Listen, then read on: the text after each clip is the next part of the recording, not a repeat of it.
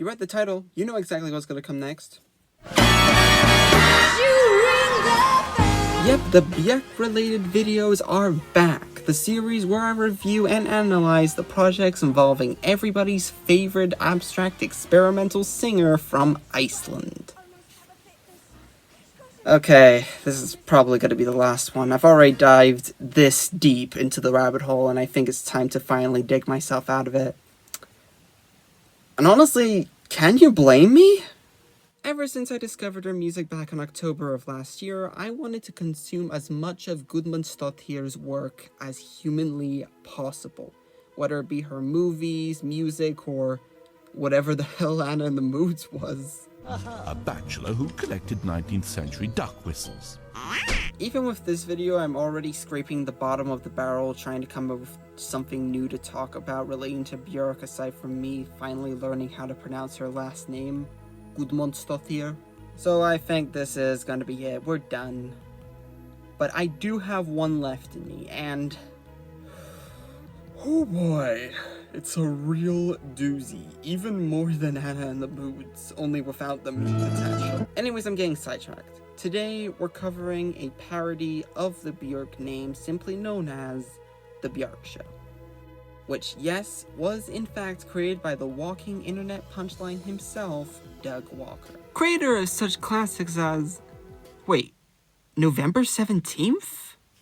But I was born on November 17th. Give me a minute. I'm a vampire! Anyway, screw the history, let's get right into the meat of these greasy fingers. Doug wanted to make a surreal talk show parody to coincide with his one and only show at the time, The Nostalgia Critic, and his brother suggested that his then friend at the time, Victoria Turner, should be the host of it, with Doug making appearances as well-known celebrities. And Björk's name was somehow involved, I don't know, I'm not a historian. Plus, the show was released in 2010, but only ran for 2 episodes, before being quickly canned, as other shows like Ask That Guy with the Glasses and Bum Reviews were starting to pop up, and 4 shows running weekly at the same time really wasn't worth the hassle. So the Björk Show had to go, and the character's only reappearance since then was a cameo near the end of To Boldly Flee. Which is honestly a damn shame too, because this was one of the most innovative, unique, and experimental Channel Awesome projects that I have not seen yet. Yeah, I recorded all of this elaborative information, and yet I haven't even seen the show that the information's coming from. So that's why this is going to be kind of like a reaction video, kind of like a review, kind of like a piece of spaghetti that is dried out in the summer sun and then went up to visit its dad's house for the weekend. Alright, so I was originally going to record through one of these little things, one of my old pairs of earphones, but one of the earbuds is broken, so I have no choice but to listen to mono stereo. These are the ones I do use on whenever I'm recording the Pissman streams or something. And the only reason I'm not really using these for this is because I tried to get a screen recorder with a face cam onto my iPad, but they're forcing me to pay for all this stuff, so I was like, no. So instead I got myself these stereo headphones, but they don't really have a microphone, so that kind of explains why I'm recording the audio off of a phone here. Oh, gone dark. So that's kind of the reason why I'm recording all my reactions off of my phone. And implements the video in the corner somewhere, probably hither or thither. Trust me, if you know Björk's discography, you definitely get the reference. Especially if you watch one of my videos, because apparently that is the most popular Björk-related video on the channel. So without further ado, let's see what old Dog Walker has in store for us with the Björk Show. And now it's time for the Björk Show. Alright, already we're not off to a good start. They pronounce Björk instead of Björk. What's on your mind? Butterfly! Butterflies? Butterfly! Butterflies! You blow a fuse, send What?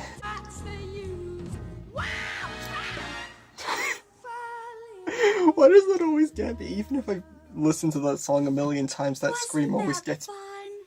And now I'd like to welcome Who was that? first, Edward Norman.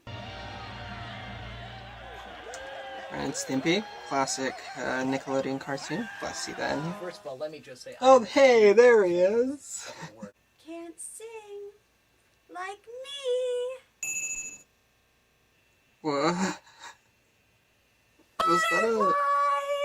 Is that an intentional reference to, Isobel?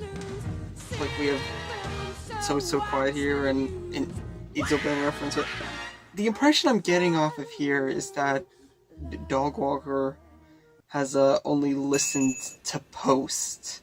And that was the, only, record for hers that he actually listened to.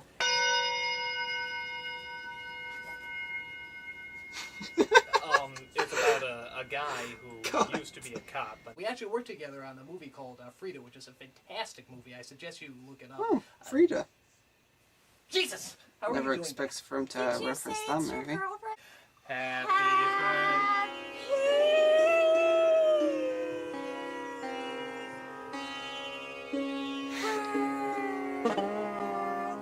Happy birthday to you. Well, I gotta say, it's been a slice of...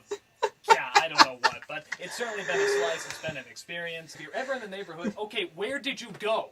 What?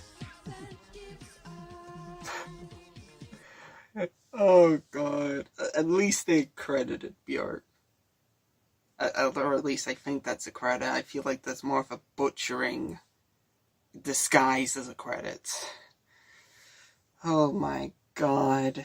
I will give this, it could work if this was in a much bigger project, like, if this was in a kind of Tim and Eric's type sketch show, and this was one of the, reoccurring side skits, one of those reoccurring skits, then this could have gone somewhere. I could definitely see the appeal of this, this thing. I'm not even gonna call it a project, it's just a thing.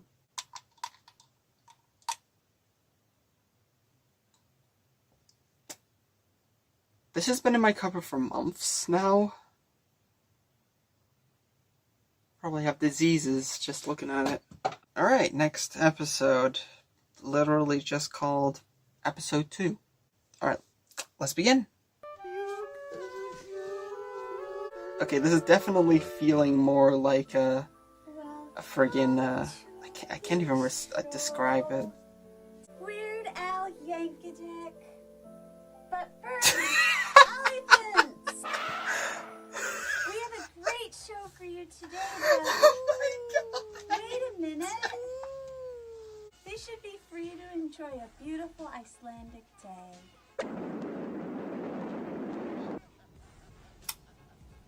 Well, the Cuts to unicorn footage was of on a Greenland. boat. Make it. Well, neither do unicorns, silly. Unicorns do not exist.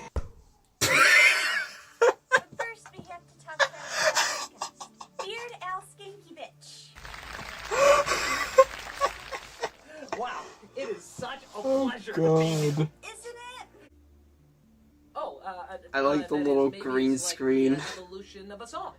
Actually has a budget this time. I wish for the children of the world to go on a mountaintop with a radio and good batteries and sing a joyous tune and save the world. Are they from seriously- succotash?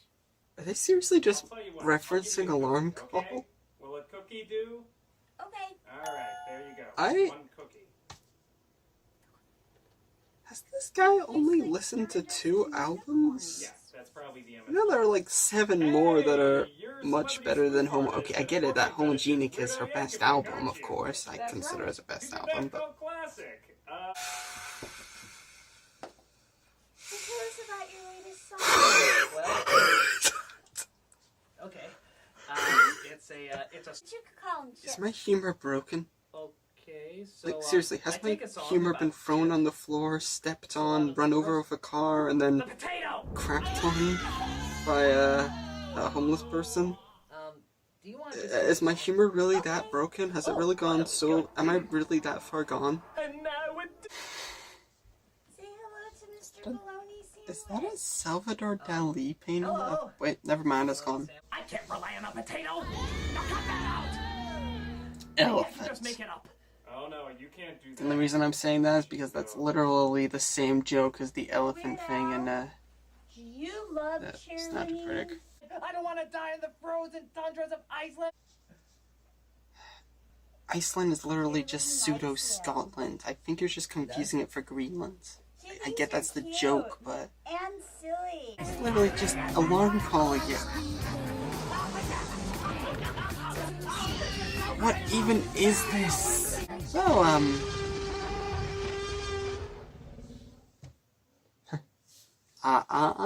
you didn't say the magic word. You know, I literally have nothing to say. In fact, my mind is so blank that I'm kind of considering stopping this video here.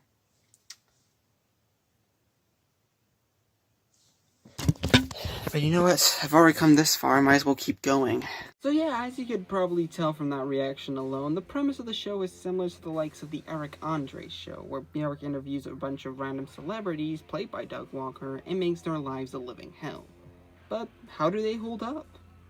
To start, even for a very out there show, some of the jokes make absolutely no sense and somewhat feels a little mean towards the celebrity they're parodying. Seriously, that joke about her being bad at singing just felt tasteless.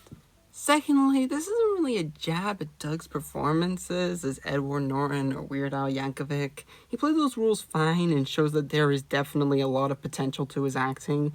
But it would have also been really nice to see a few celebrity caricatures being portrayed by other Channel Awesome members who were working with Doug at the time. But even with that at play, what would Todd Nathanson of Todd in the Shadows be a caricature of?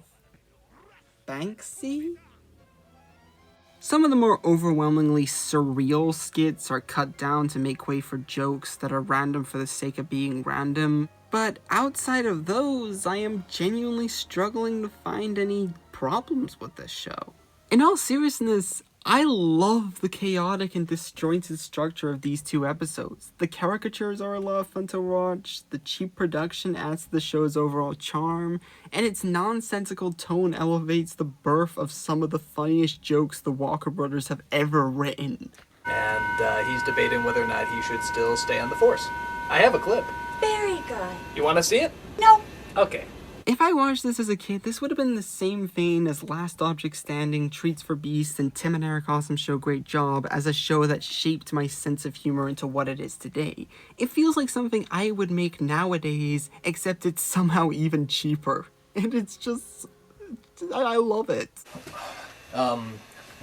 Okay. Happy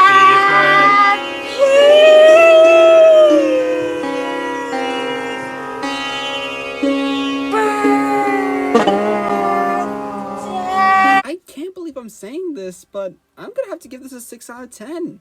Like, I'm shocked too. I was expecting to bash this one all the way to Space Ghost Talk Show Room, but I could definitely see the potential here. I can see this getting a major reboot in the future and actually becoming successful. But alas, this is like the inside job to nostalgia critics Big Mouth. There could, unfortunately, only be one.